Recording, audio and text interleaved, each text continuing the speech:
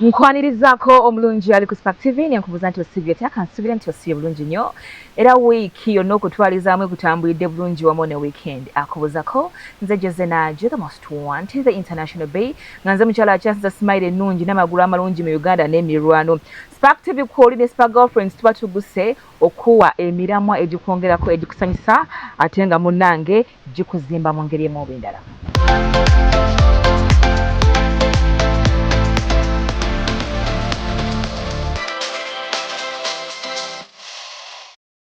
Well, tuli ku Malachi Lodge etangibwa ekitende eyandyetaaze okwewummuzaamu stress zikusumbuwa jangu mu kifo ekirungi nga kino eno wakakamu ebyokulya ebirungi weebiri parking ngaze ekifo kigaze agala okukola emikolo okwanjula mbaga kuhinjira Malachi ye plug gy'eninza okukuwa so genda ku website yaabwe gyayo ennamba yaabwe bakubireko bagambire mu gy'ayagala okusulamu olina family nnene olina b'osuubira okuva ebweru plug egenda beera Malachi Eco Lodge jangu lwonna lw'oyagadde bakola Monday to Monday balina green yeka kugamoberanga ali waka ngate toli waka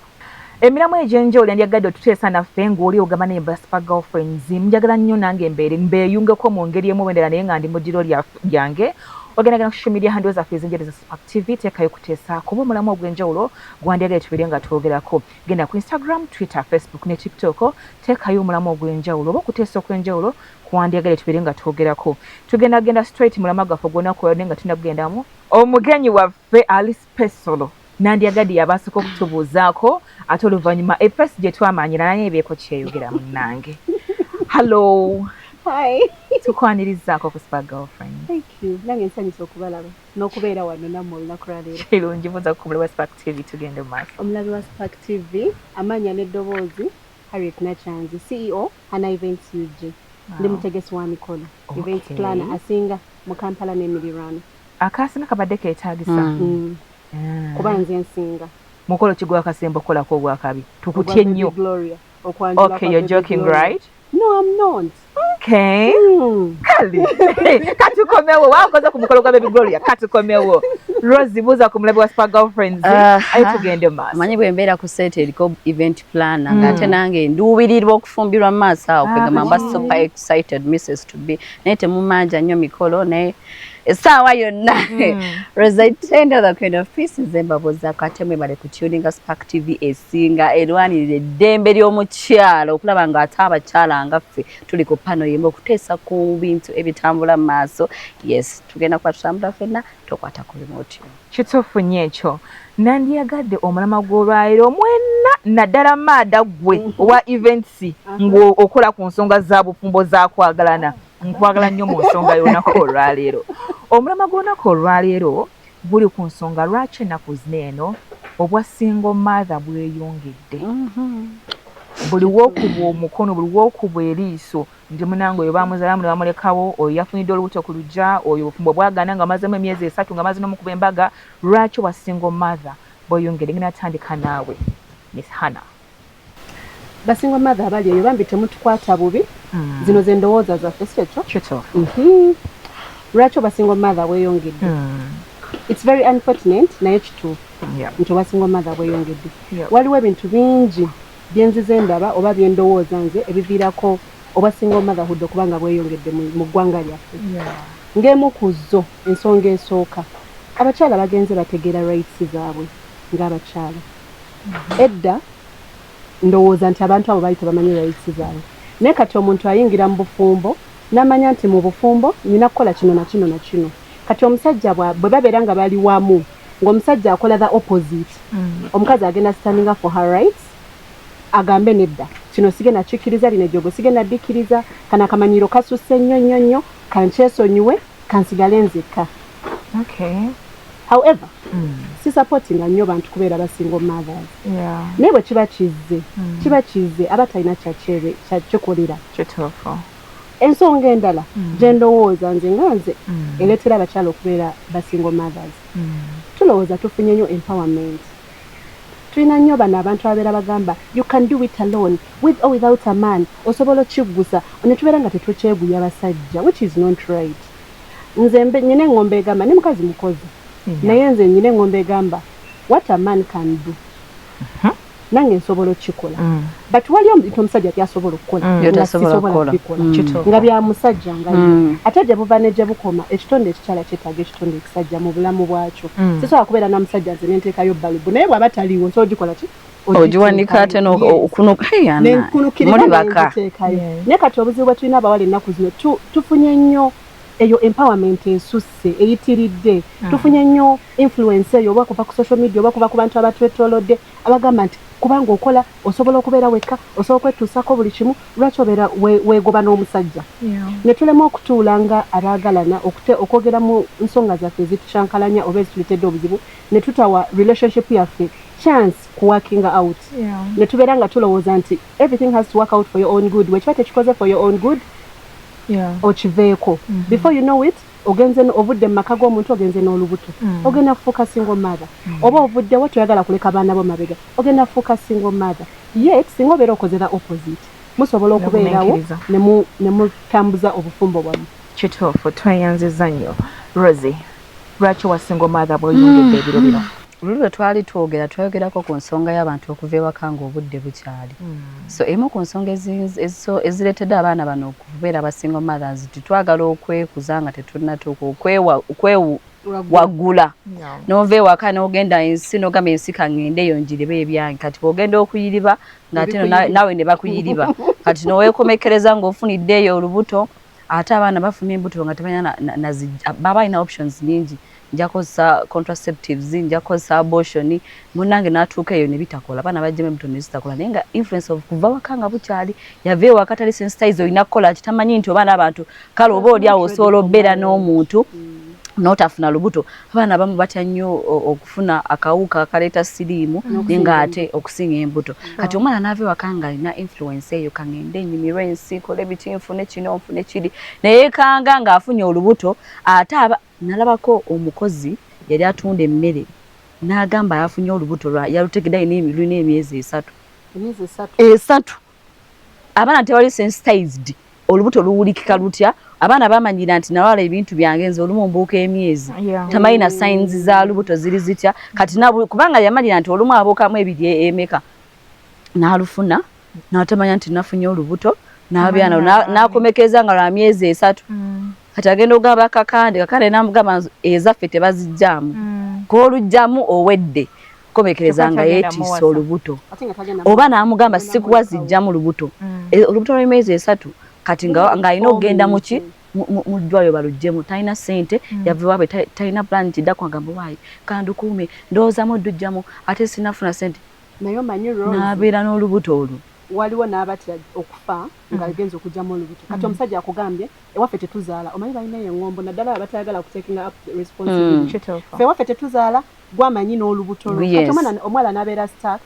nga tamanyi kiddako bamugamba bw'ogenda n'ogyamu olubuto ofa ate nga bangi betuwulidde abafudde olw'okugyamu embuto so before you know it omuzadde ali eyo ekintu ky'okufuna embuto ku lujja mukicontributinzeeko kinene nnyo wano nga mutukuza n'engeri gye tuvudde ewaka ebintu bye tuze tubalaba n'engeri gye mutupushinga okuva ewaka oba okwanguwa okusigala like pushing banti genda oba nze choice yange okusalawo okuva ewaka nga sinnafuna kiddako mwana neerabirawo ng'afunye olubuto oba onsi n'ava ewaka n'agenda mu kazigo k'omuntu kazigo k'omuntu njagala noonya w'embeera n'anfunirawo olubuto n'omwera agamba nze sisonyumiza ebyo bya kisiru n'abeera single mother abaana bamu kyova basetolinga ku bufumbo bwakubiri ku musajja ow'okubiri ng'obufumbo obusooka bumaze okufa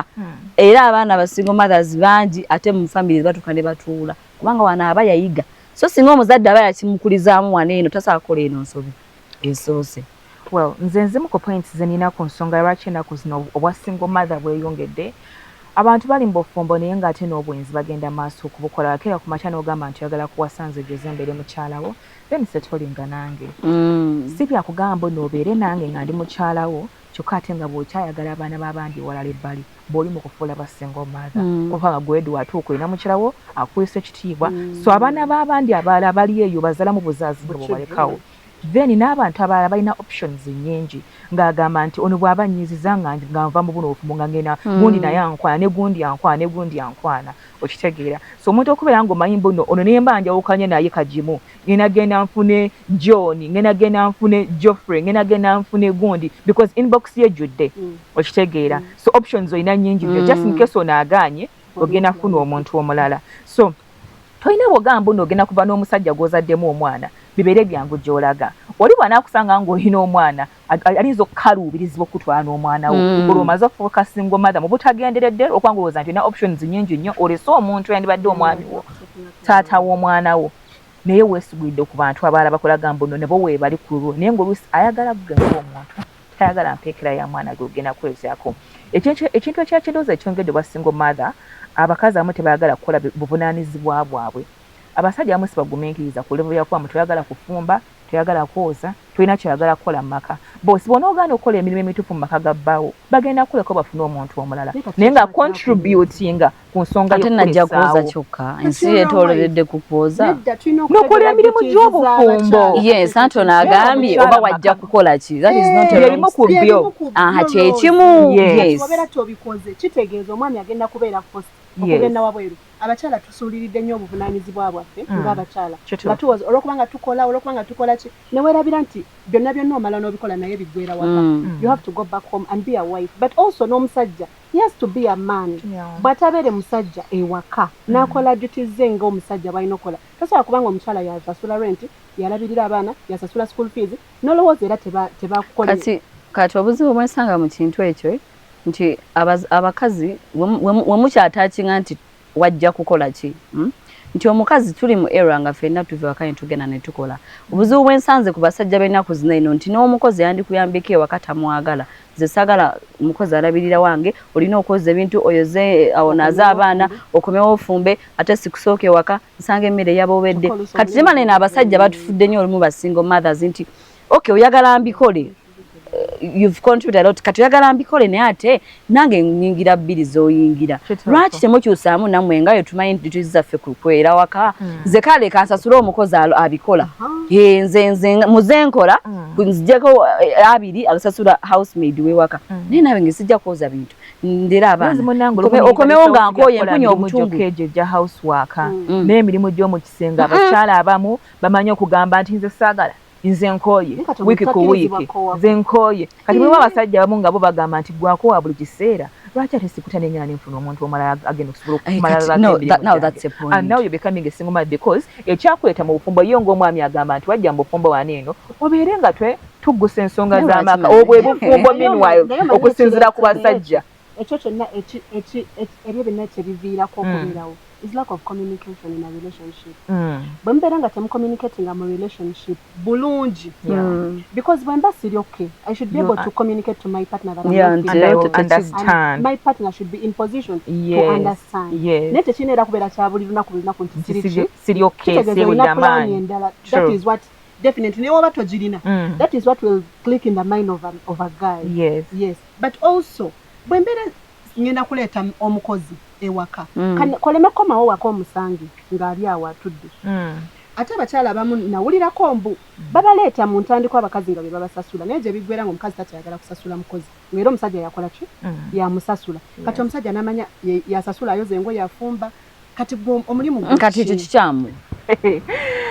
girlfriends koli era nga kikyagendera ddala mu maaso kubira gw'omanyi tanateekako sipaaka giteekako lwa nsonga mukwano ensonga ezisumbuwa abakyala nga gwali ku TV nyingi era nga twandyagadde ozitegera obeere nga bwetereeza ekyakufuula single mother kirimu efuula sister wo single mother tukyaliko tugenda mukumulamuko tukomawo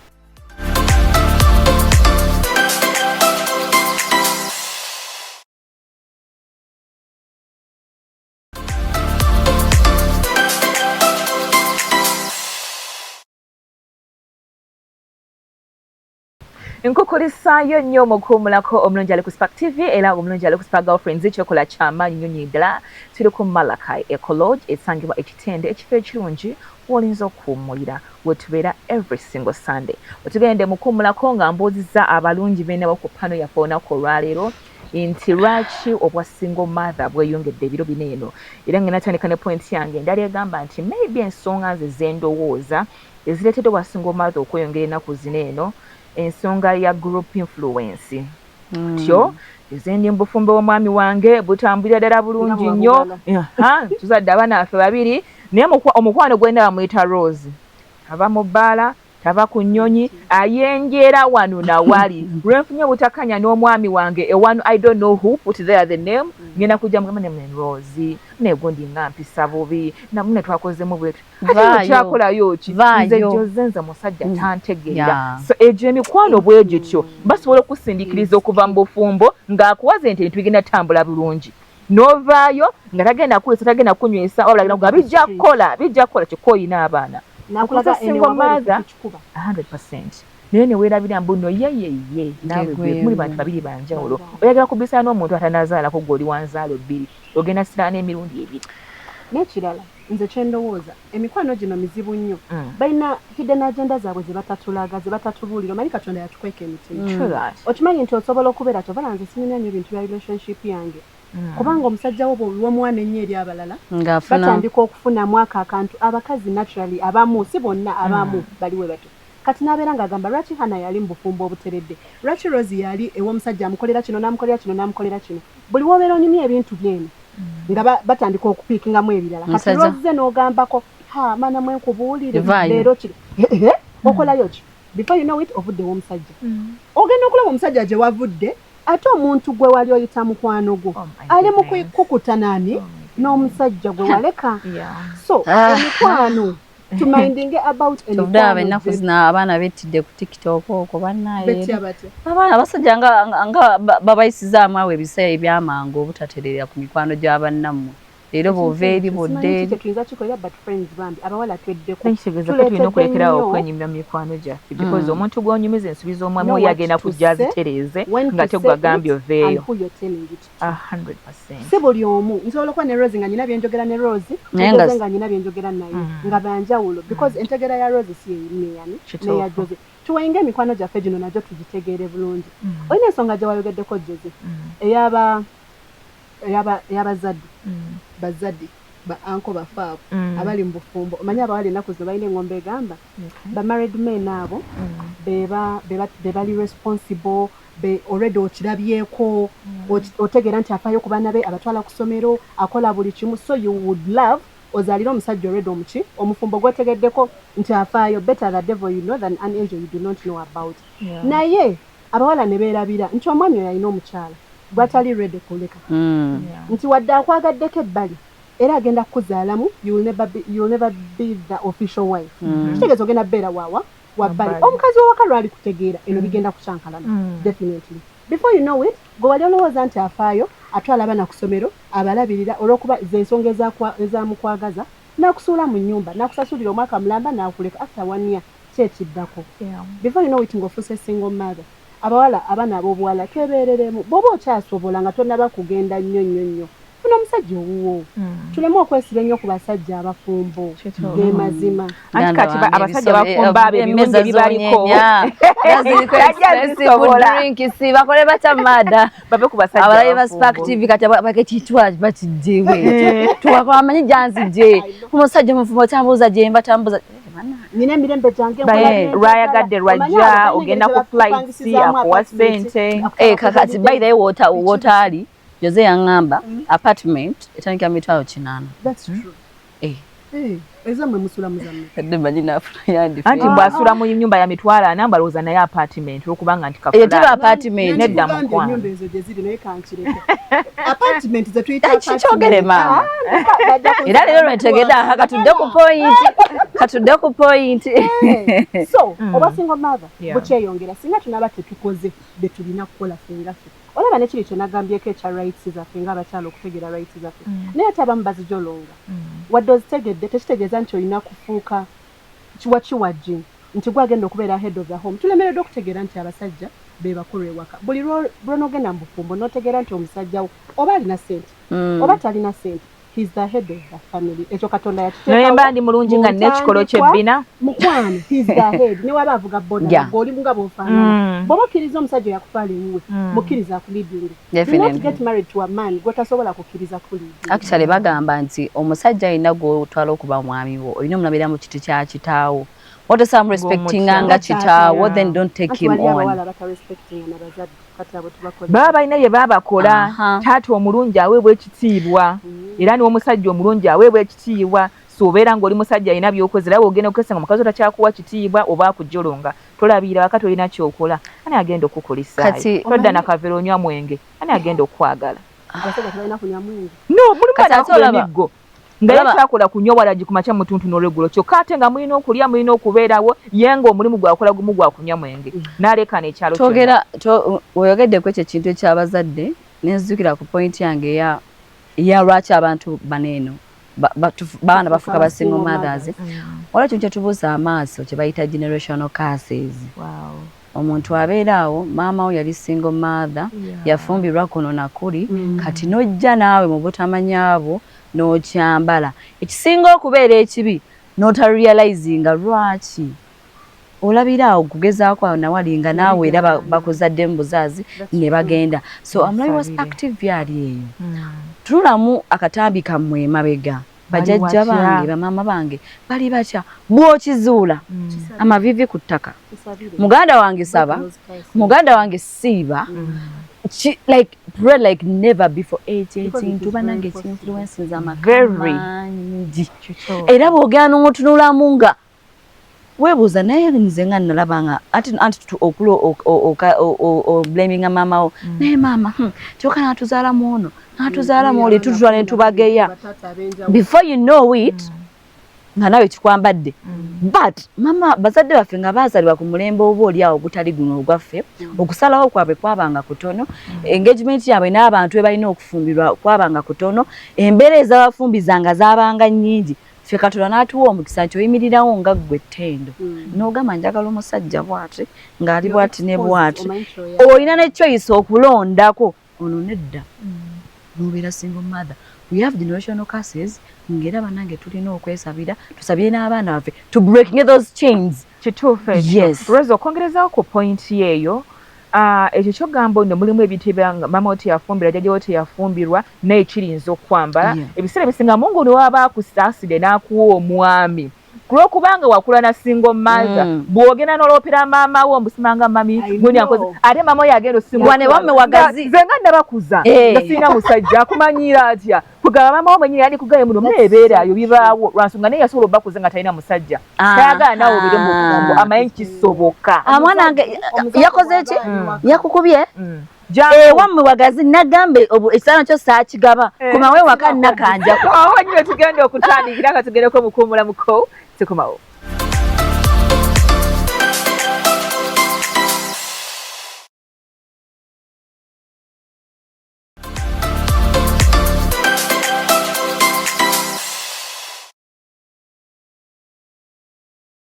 nkukulisaayo nnyo omulungi ali ku Spark TV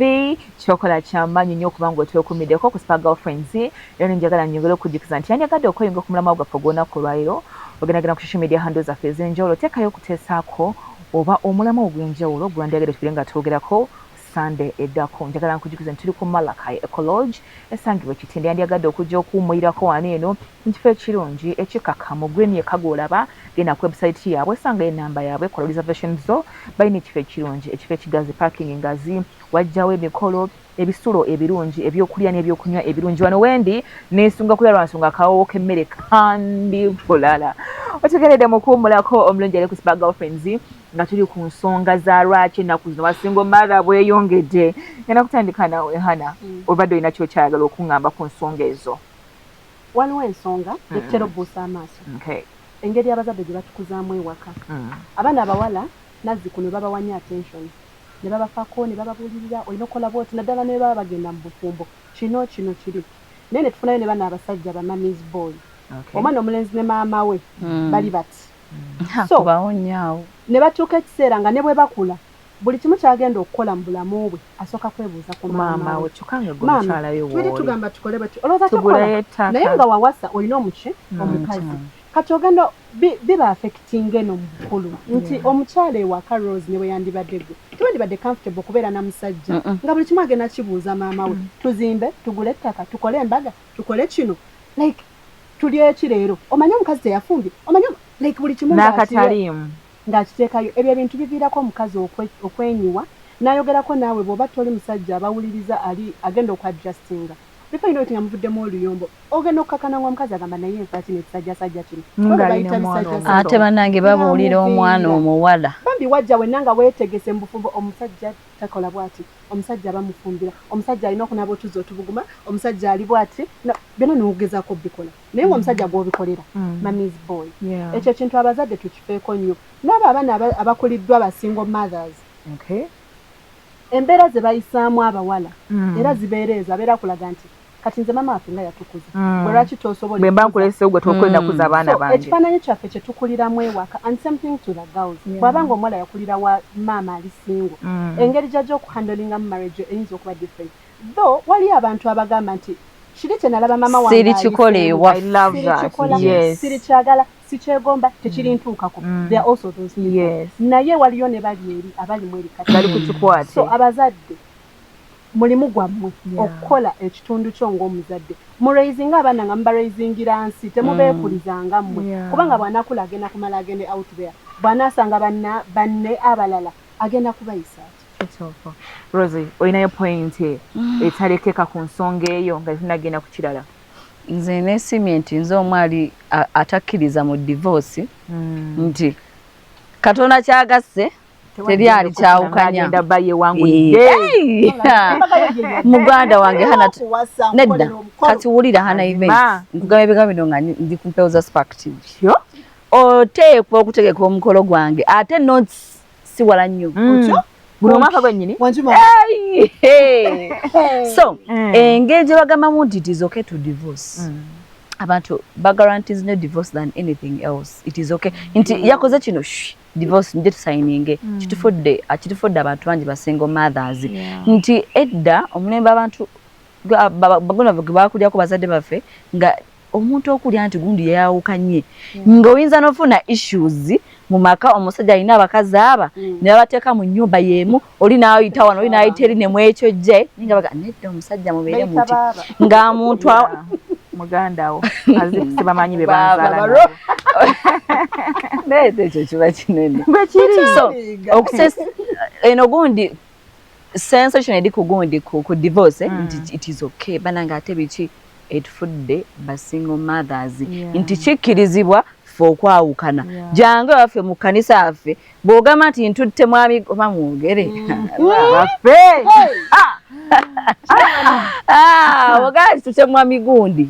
kiba kiwedde oba afuluuta oba mikita amannyo oba agaaya ebiki oba biki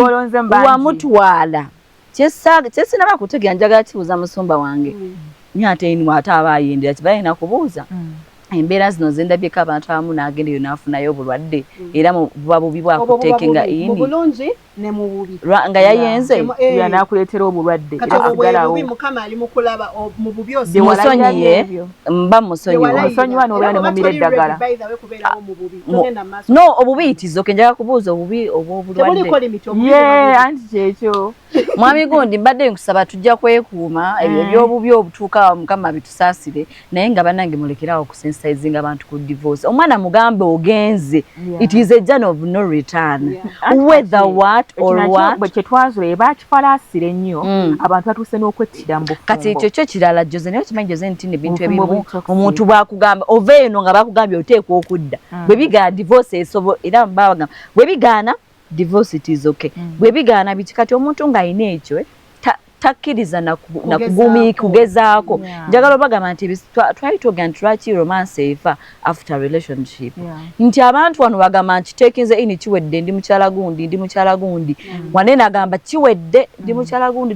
teri turn back teri what kantuule kimwe tuyogamba nti ne bw'anaaba nyiizizza nja musonyiwa ne bw'anaaba akoze eki ono ye mukama gwe yampa ne bwe kiba ki noono naye alinamu kineno nti ne bwe naamunyiiza manya abantu bakola ebintu nga bagatonobe n'akunyiiza n'akutunya ogenda wasa omulala yes naye bw'abeera nakimanyi nti ne bwe naamunyiiza ye wange tebajja tugatulula muganda wange kazi kakkaniso ekintu kya divorce ekyo abaana bano temugira nnyo naye ate nze nyina kyeŋŋamba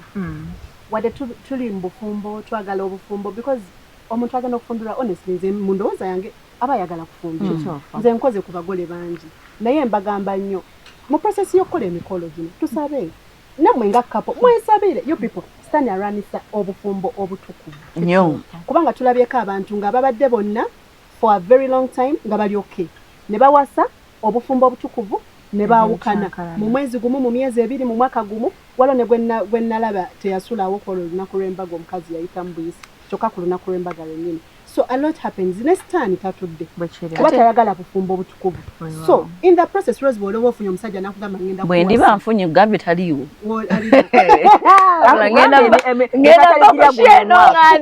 nga buli musajja ali eyagala okupasa gamba kyafuna bannayise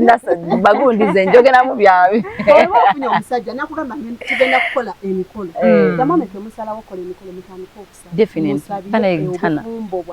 musabire process y'okutegeka emikolo musabire obufumbo because abantu abatulaba eyo n'abantu bennyini abatuli close abatatwagaliza bangi you people nze ndabye ebintu mu mikolo n'ogamba mukama kiki kino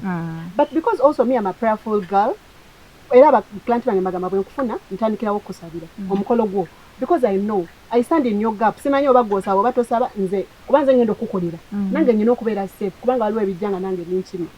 naye olwokubanga bikusanga oli mukazi musabi ne mubiwubuka so let us be very prayerful tusabire nnyo obufumbo bwaffe bulemu okwonooneka kituufu nandiyagadde Miss Hannah ngena tandika naye mwennyini singa kati weesanze nti ofuuse single mother butya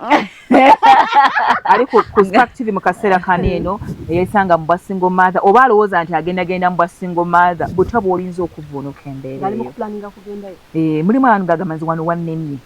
ngende mbeere n'omwana wange butya omuntu afuuse single mother bw'alinza okuvuunuka embeera eyo njagala tukkirize waliwo when the worst gets to the worst bwe kibeera nga kiri bit matter of life and death nga kikwegezaamu it's okay to let go naye it is not the end bw'oba ofuuse single mother teweekubagiza totandika ku preachinga bad gospel otandika ogamba tuli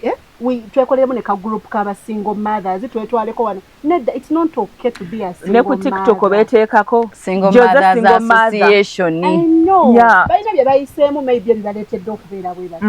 but for someone planning okuvaayo oba omuntu eyakakituukamu nga akyali awo tamanyi nakiddako figuring out what to do next it's not the end it's not the end there is light at the end of that tunnel nti tulabyeko abantu be bakubye embaga ng'alina abaana baabo ng'alina abaana abo nandibadde example naye kanjireke kuba ffenna tugimanyi so it is very possible kubeera ng'obadde single mother nomala n'ofuna omuntu omutuufu eventually abantu abamu tusooka ne tufuna abantu abatali be tulina kubeera nabo olw'ensonga ezimu oba endala osobola okufuna omuntu omutuufu oba omufunye give them a chance give them an opportunity togamba nti abasajja bantama kuba ne taatawo oba omutwaliddemu bw'aba gyali ekirala bw'obanga musobola okureconcilinga n'omwami wo basobola okuba nga embeera ebatuusizaawo esobola okwogera nemwogerezeganya ekyo ne mutuula ku table bwe kiba kisoboka mufuneyo omuntu omukulu get a church pastor mba muli bafumbo mufuneyo omuntu omukulu gwe mukkiririzaamu mwenna nti ono bw'anaatugamba tujja kukola ki awulirize sayidi ono awulirize n'eyoono simanyi oba mukigenderedde nnyo naye omuntu aba akubulira story ye y'ensonga lwaki single mother agenda kwerungiya abigisooli naye nga tetumanyi kituufu kyali mabega olumu obuzibu bubeera kufa abakazi ge mazima nga yegwe single mother naye ng'obuzibu bwaba kuggwe kyovudde ofumbye wano nawali exactly so if you can reconcile n'omwami wo oba naye n'ategeera ensobi ye ne yeetonda musonyiwe fena tuli bantu ate tusobya musonyiwe banaye wa single mother sibubeerangamu naye nze ndowooza bulabika bumenya no it's a curse sibubeerangamu nakulira mu family mama wange ne tatange we bali you people abaana abakulidde awamu n'abazadde bonna ewaka wabeerawo okwagala newe mubeera mu ate era omwana single mother bw'agenda mu bufumbo obulala mukama asaasira busaasizi gw'omukazi okubeera ne mind yo ngeri settled nti omusajja ono gwe nfunye taking a full care of the two abaana bazadde muono n'abaana bazadde bwe yajja nayo nti ojja kusanga nti abantu awa single mothers bwafumbirwa eri negagamba onamwadde ka biscuit kati oli ne wamukubako kati amukubye nene wejjukira amukuba ono bwa kati mwagala kugenda fees bwasasula fees tugeze butya like olw'embeera ezinza n'okwawula ng'ogenze mu bufumbo obulala ng'ate like nga kijja kuba nti olowooza ono asosoddemu olowooza ate bwe kigwa ku musajja nga single father ayinza okuteekawo embeera eraga nti kati jukira oba ono omukazi oba amuvaako bulungi omwana wange oba kati amuwadde emmere leero yakakubye bwe bati swayinze advisable nti tovaayo bw'oba osobola obutavaayo ddayo actually bwe kiba kisoboka ddayo oreconciling n'olithan ate okunoonyereza ekirala bwe kiba nga mwazaala lwambi tebaafe kyakyaffe n'ebintu byetuyambyeko bw'omufunisa olubuto muwase mwali muzannya biki era bemmanyi yafunisa omwala olubuto yagenda lwakuba omwala yalina akabina ng'alina akabina ng'alina bikaye kyekyamutwala omulenzi omwala olubuto nelukwatirayo ng'alina omuwase naye mbiranye eri kati olaba ekyo waki kirungi nti weegendereza tomala gebakana mwana wa bendi nga toli sure ne waladde ku church discipline era nzi naye like nti bw'oba olina omukisa oguddayo bambi ddayo ogezeseeko eri gye wasookera oddaani ate okunoonya ekipya kubanga ate bw'obeera single mother of two mu basajja banjawulo oba ofuuse kasasiro nti n'ofumbira musajja owokusatu for example jose olina omwana n'ofuna owokubiri anti yes bigaana definitely saagala kuwaka naye njagala gamba jose singa ozaala omwana ono mukatamba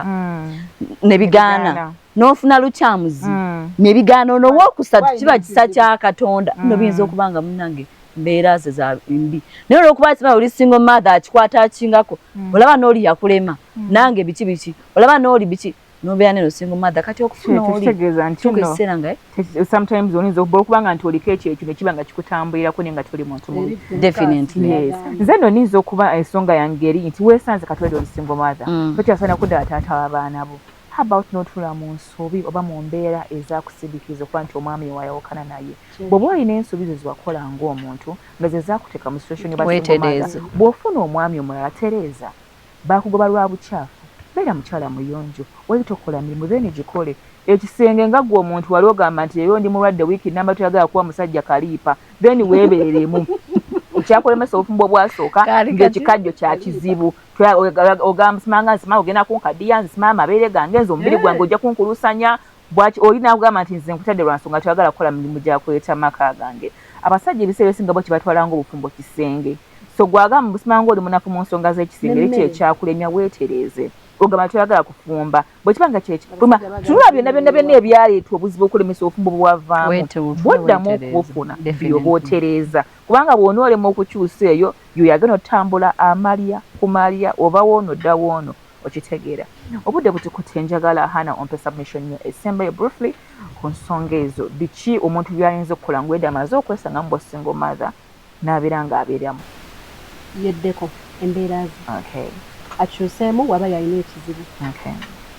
weekube mu tooki gwenga ggwe but also bw'oba omuvinze on don't carry your past into your future or your present bireke emabega kubanga chances are nti oli gwogenda okusanga ali different yakuzibwa abantu balala banjawulo so teweetikka migugu gyeri kugireeta eno jangu eno ng'oli totally a new person otandike ku a clean page what I know buli kimu kisoboka bw'oba weesanze ng'oli single mother it's not the end you guys it's not the end let us not preach the gospel of okugamba abantu okubeera ba single mothers it's not okay it is better abaana bakulye nga balina taata balina ne maama